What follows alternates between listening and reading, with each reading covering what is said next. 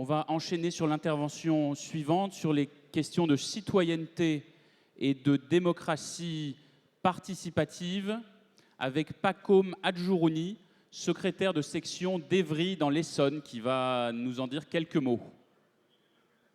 Bonjour à tous. Salut militants et fraternels des socialistes d'Évry.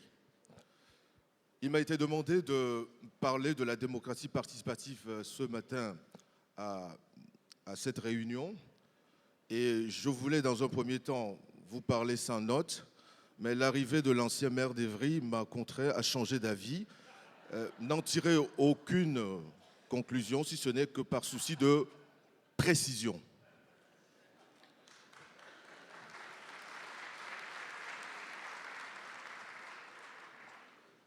La démocratie participative et la place des citoyens dans la vie de la cité sont de vastes sujets qui ne cessent de susciter les préoccupations des autorités institutionnelles, du monde associatif et de tous ceux qui conçoivent la démocratie comme étant accessible à tous et devant répondre à tous. À Évry, les nombreuses instances existantes dans le domaine de la démocratie participative, telles que les conseils de quartier, le Conseil des sages, le Conseil municipal des enfants et tout récemment le Conseil local de la jeunesse mis en place par mon ami et collègue Farouk Alouani, sont pour chacune d'entre elles des vecteurs de principes civiques et citoyens fondamentaux.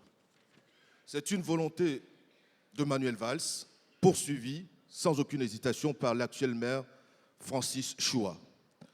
Une démocratie qui n'est pas participative, mes chers camarades, n'est pas une démocratie. Il est de notre devoir, en tant que militants, responsables politiques, de protéger et de développer ces instances qui permettent l'implication, l'engagement et surtout l'expression de nos concitoyens. La fibre citoyenne, tout le monde ne naît pas avec.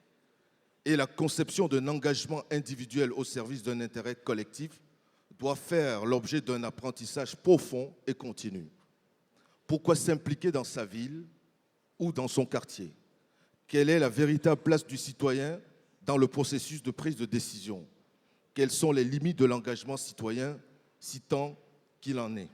C'est à ces questions que nous devons répondre.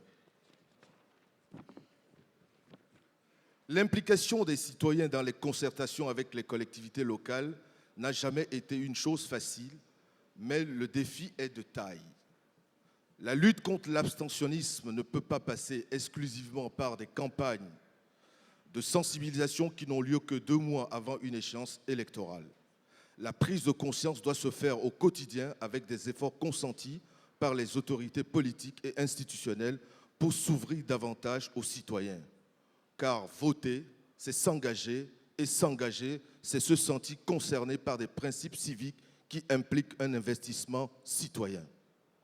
Mais je n'élude pas les complications liées aux instances de démocratie participative et les motivations de nature parfois consumériste de certains habitants.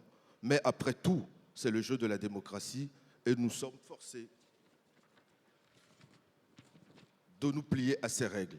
Toutes ces instances sont fort heureusement perfectibles, mais ce qui compte véritablement, chers camarades, chers amis, et permettez-moi d'insister, c'est la volonté des autorités politiques et institutionnelles à consulter et composer démocratiquement avec les citoyens, car, comme disait l'autre, tout ce qui se fait sans les citoyens se fait contre eux. Merci.